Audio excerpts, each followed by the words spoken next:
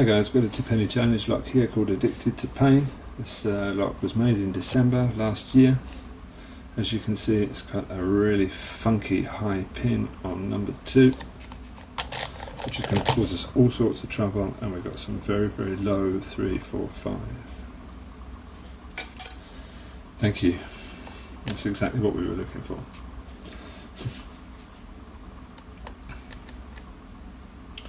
Put to the back of the lock. We're going to click on number 3, it gives us a false set. Get counter rotation on number 1 and we set it. In case you're thinking I'm an absolute genius, I'm not. I've done that before. About 5 minutes ago, by the way. I've never picked it. We've got some clicking at the back of the lock, which is deepening our false set. Now I think pin number 4 is also giving us clicks and also some counter rotation. I don't think I can get deep enough on it.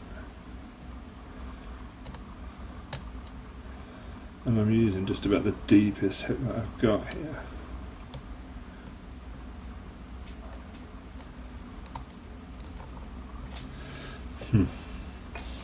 Lovely false set. Tipene, innit? You always get a good false set with Tipene. Doesn't necessarily mean you're going to get the lock open though.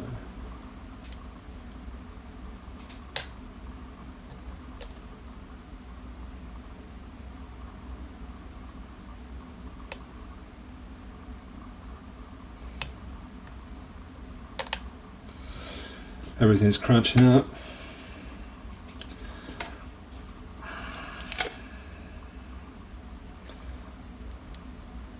Well, let off a bit of pressure, do some tickling.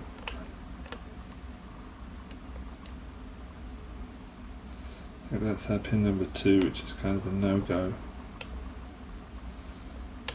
That's our pin number 1, which was set at the beginning.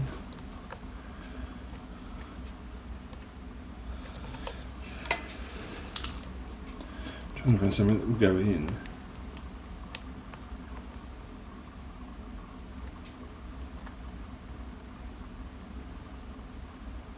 And play these pins. Everything's gone springy though. Something's overset. Ah, pin number 1? No. Don't be soft. Pin number 1 wasn't overset, was it?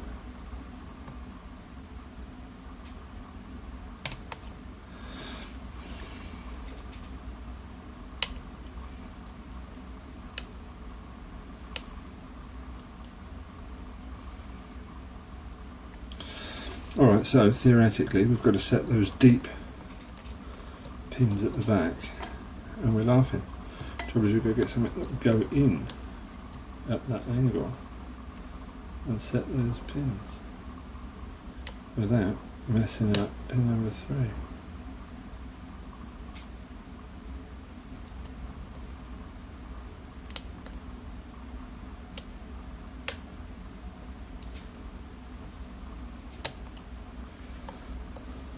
I thought I had it there. I didn't.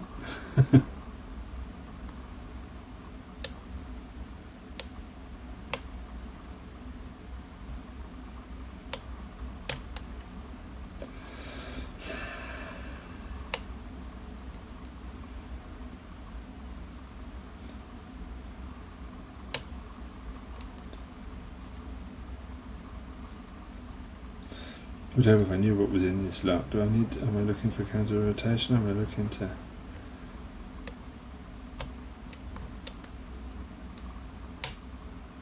looking to set a serration? Am I just looking to nudge a beveled key pin?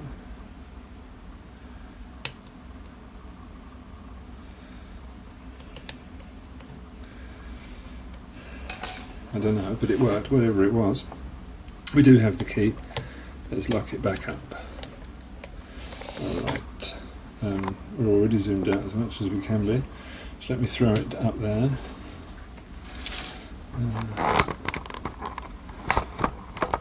Let's get down on the tabletop today.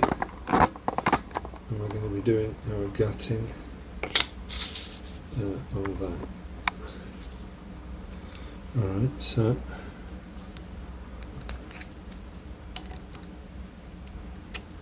clip off.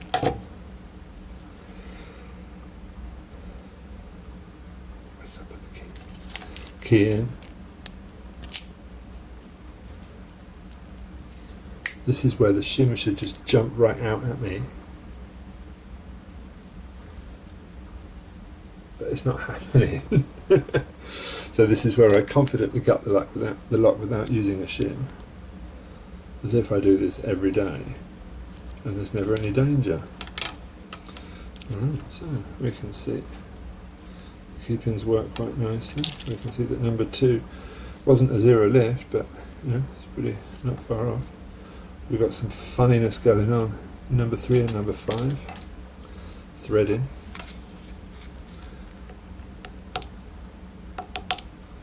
So yeah, number 2 was a high cut pin, and a beautiful overset trap sitting on it, lovely deep overset trap sitting on it. The question of the day is going to be, are these key pins beveled? I think this one kind of looks beveled. I don't know, so I haven't got my glasses on. Let's go, drivers. Wow.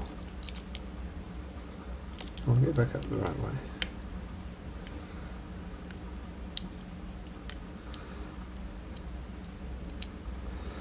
Tipene once again has given us a standard in pin number 2. He does like a standard in number 2.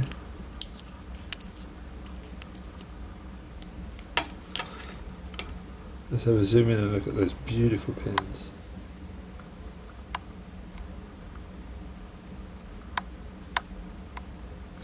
Wow, let's check this out. So, key pins, apart from number 2, are all relatively simple. You will be able to tell if they're beveled or not with the zoom on the camera. I'm not having much luck with that today. And we've got some of the most funky, amazing key pins.